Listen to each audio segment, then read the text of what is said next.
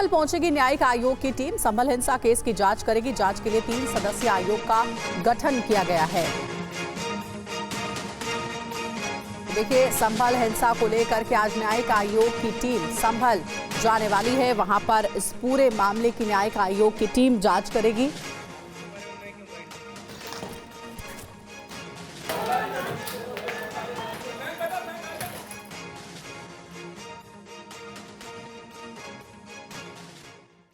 और संभल हिंसा की जांच के लिए न्यायिक आयोग की टीम में कौन कौन शामिल है और किन बिंदुओं पर जांच होगी, इसकी डिटेल आपको बिग वॉल पर बता देते हैं। सबसे पहले जांच टीम में कौन कौन है, तो देखिए, जस्टिस रिटायर्ड DK अरोड़ा हैं, अरविंद कुमार जैन पूर्व DGP हैं, अमित मोहन प्रसाद पूर्व प्रमुख सचिव हैं।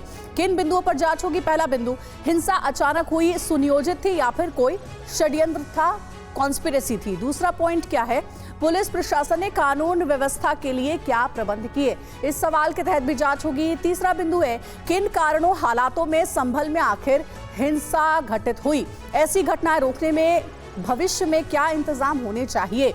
और अगला जो पॉइंट है जिसके आधार पर के न्यायिक आयोग की जांच करेगी, उसमें कई सवाल हैं कि आखिर क्या ये प्री प्लान था या फिर उसी दौरान ये पूरी हिंसा की घटना घटी है। सबसे अहम ये कि ऐसी घटनाएं रोकने के लिए भविष्य में क्या इंतजाम होने चाहिए।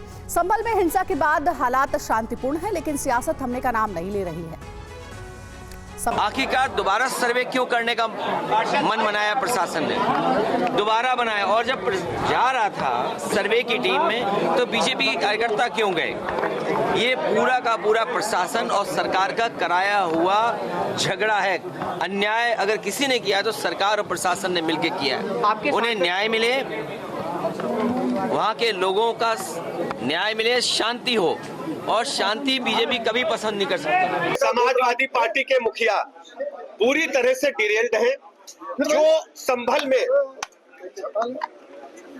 दंगा हुआ है, संभल में जो गड़बड़ी हुई है, संभल में जो अपराधी हैं सब के सब समाजवादी हैं और वो उनके कुकृत्यों को ढकने का काम कर रहे हैं। हमारी सरकार की प्रतिबद्धता है कि हम संभल सहित पूरे प्रदेश में लाइन ऑर्डर को मेंटेन करेंगे। किसी भी व्यक्ति को कानून से खिलवाड़ करने की अनुमति नहीं है। संभल में हुई हिंसा के बाद जारी सियासत पर क्या कहते हैं बुद्धिजीवी, आपको सुनाते हैं। आपको लगता है कि सांप्रदायिक रंग देने की कोशिश की गई है, ये की जा रही है, और उससे किसका फायदा होगा, किसका नुकसान होगा, क्या इस पर भी आप लोग कुछ सोचते हैं? देखिए, बहुत से राजनेताओं के बयानात आए हैं, मैंने सबको सुना है। सबकी अलग अलग सोच, अलग अलग बातें होती हैं। अखिलेश जी कह रहे हैं कि ये इलेक्शन में जो धांधली की गई है उस धांधली से छुपाने के लिए बीजेपी का षड्यंत्र है। कुछ लोग और कह रहे हैं, और कुछ लोग कह रहे हैं कि ये मुसलमानों को अपनी तरफ करने के लिए समाजवादी का षड्यंत्र है। बहरहाल मैं ये समझता हूँ कि हम एक ऐसे देश में रहते हैं कि जो बहुधार्मिक देश है, और इस बहुधार्मिक देश के अंदर अगर हम सांप्रदायिकता को फैलाएंगे और राजनीति को धर्म से अगर हम मिलाकर चलेंगे तो यहाँ कभी भी शांति स्थापित नहीं हो सकती है। शांति स्थापित करने वाले जो हमारे इदारे हैं वो शांति को कायम करने का सही तरीक़ा नहीं जानते, उसको सही तरीक़े के साथ यहाँ नाफिज नहीं करते। उसका राजनीतिक दल फ़ायदा उठाते हैं और राजनीतिक दल हर वाक़े को अपने हक में मोड़ने की कोशिश करते हैं। तो कई सवाल अभी भी अनसुलझे हैं, इसीलिए न्यायिक आयोग की टीम आज संभल पहुंचने वाली है जांच करने के लिए, और उसके बाद रिपोर्ट सामने आएगी कि आखिर क्या एक बड़ा षड्यंत्र था संभल को अशांत करना, वहां हिंसा फैलाना। संभल में हुई हिंसा के बाद स्कूलों पर क्या असर पड़ा है, आपको वो भी सुनाते हैं। किस तरह का असर पड़ता है जब इस तरह की घटनाएं होती है किसी शहर में, तो ख़ास तौर पर बतौर एजुकेशनिस्ट, बतौर एक स्कूल को ऑपरेट करते हैं आप, किस तरह की दिक्कतें आप देखते हैं इस तरह की घटना होने के बाद?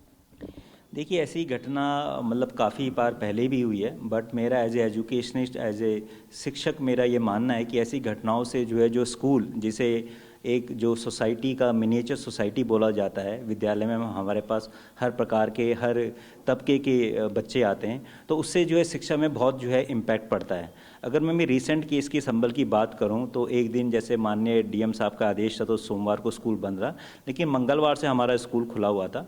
और चूंकि हमारे स्कूल में प्री बोर्ड की परीक्षा चल रही है, पहले प्री बोर्ड की परीक्षा चल रही है जिसमें 10वीं और 12वीं का एग्ज़ाम है जो बच्चों के लिए बहुत क्रूशियल और इम्पॉर्टेंट होता है। तो उस मंगलवार से जो हमने देखा कि जो बोर्ड के बच्चे हैं और जो हमारी दूसरी पीरियोडिक टेस्ट सेकंड की परीक्षा चल रही है उसमें बच्चों की संख्या थोड़ी कम हुई है।